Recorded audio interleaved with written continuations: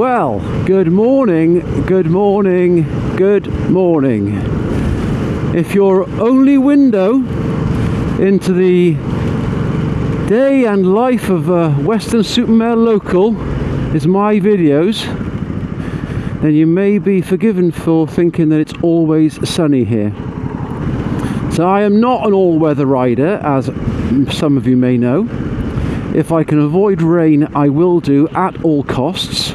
However, today, on the one day that I have to go out, it's MOT day and it's raining. If you're not from the UK, then the MOT is a Ministry of Transport test, and it just checks the roadworthiness of your vehicle once a year, just to make sure that it is safe for the public highway. It's a very low standard test and it's very low pass mark. I'm not foreseeing any issues, and if there are any, it's because I don't know about them. I do have my full wet weather gear on today. My Oxford Rain Seal one-piece puddle suit, which will keep me nice and toasty and dry as I head off. The MOT centre where I'm going is actually in that direction, off towards Banwell, the opposite direction of where I'm going now. But I just wanted to show you something which is both amazing and a little sad because of the current weather that we've got. There are lots of people in ponchos and going out clothes, and it's getting quite busy.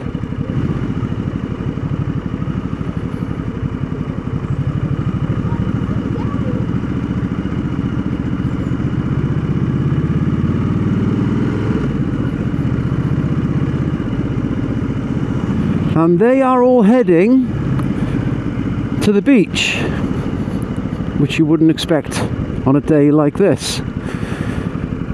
But the reason they're heading to the beach is because this weekend is the Weston Summer Beach Festival. It's June. You'd like to think they could have had some hope that the weather wouldn't be quite this bad.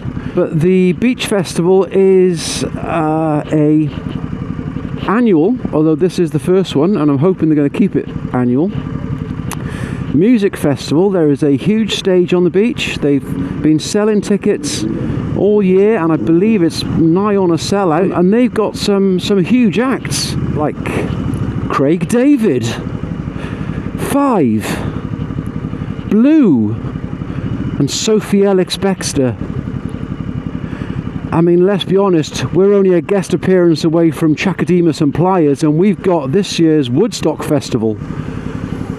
But unfortunately, I think the weather is going to put a dampener on it for everyone. Now, I'm not sure if we can see anything down here. They've closed a lot of the roads off, obviously for access and to stop people just parking up and watching the festival from the seafront. So a lot of it's closed off. There is a tent there, or looks like a stage backing a bit further down, and that looks like last night's wind might have ripped off most of the canvassing around it, which is really sad. You know, this is supposed to be huge for Weston Supermare and for all those people that have spent good money on tickets, and frustratingly we're in this situation where the weather will ruin things like it does so many times. But there's people out, they are ready for it, they're up for it. I'm sure they're going to have a fantastic time. And sometimes when the weather is bad, like it is at Glastonbury more often than not, people make the absolute most of it, and it's a proper doggy festival atmosphere, which is amazing. So I just thought I'd come and take the long way round for my MOT to show you this. I'm going to open my visor up for a moment, not to get any fresh air in or to demist, because my pin lock's working brilliantly, but just see whether we can hear any music from the seafront.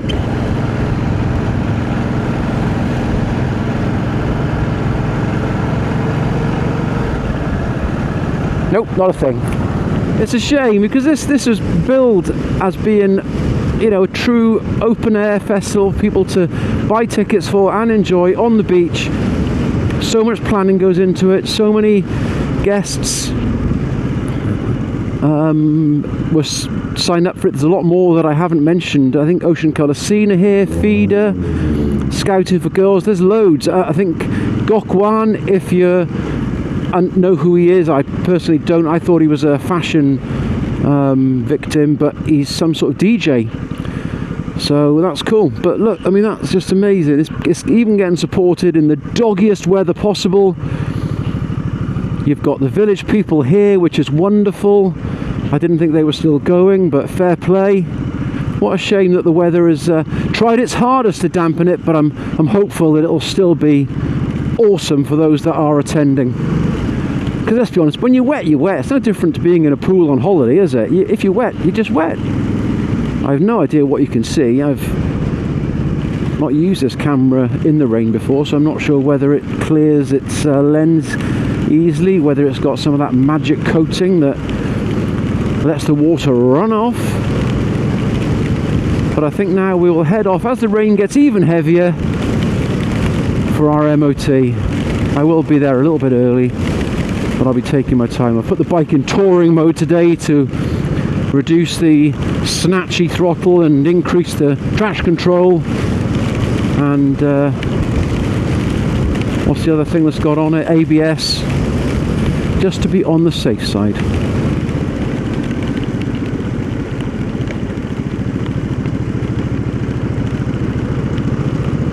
I don't actually mind riding in the rain so much, as long as you've got fairly good gear on that keeps you dry and keeps you warm.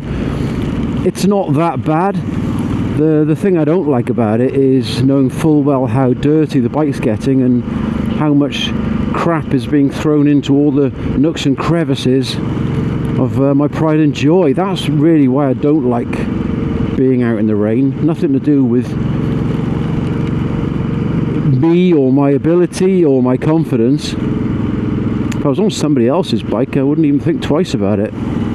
So this route I'm taking is actually the back way towards Banwell and to RJ Motorcycles, and it goes through a little village called Hutton, which is a stunningly pretty village. When I'm going to say it, when the sun's out and at this time of year, because it's normally awash with colour and flowers, which today will be removed and replaced by greyness and wetness and dampness, sadly.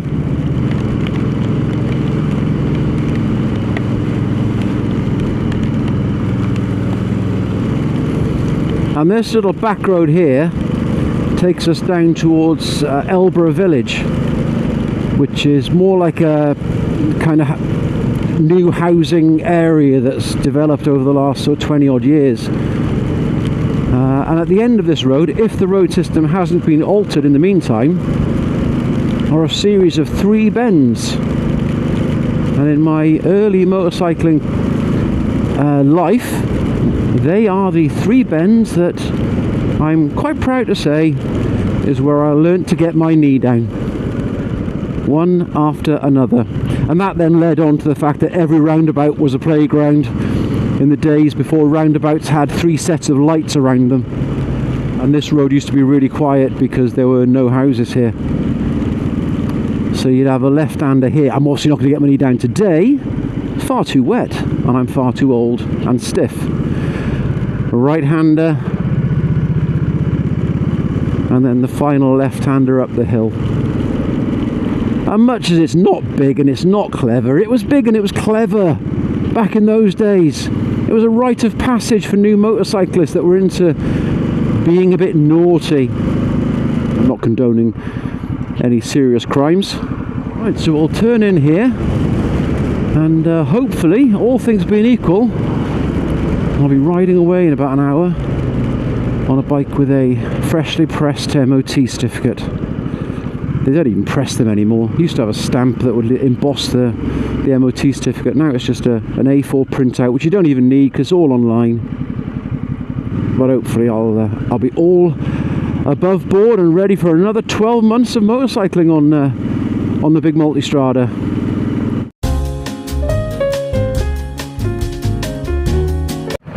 Well, that was interesting. I have a 12-month ticket MOT for the bike.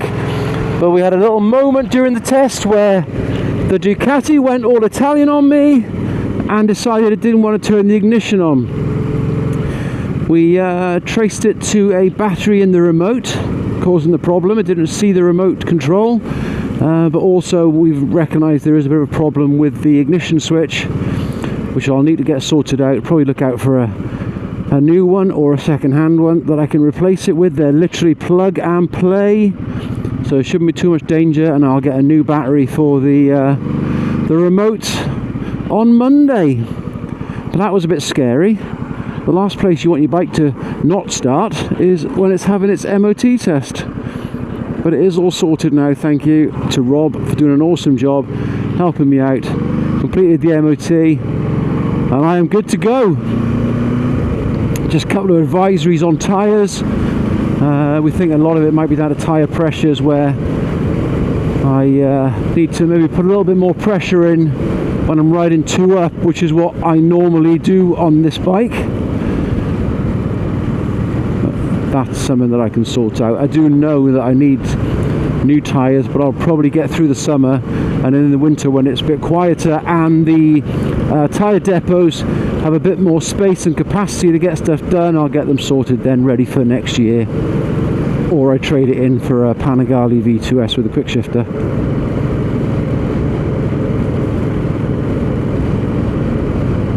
Weirdly, even though I'm on my bike by myself, I still was able to hear my wife in my ear saying, no, no, no, no, no, no, no.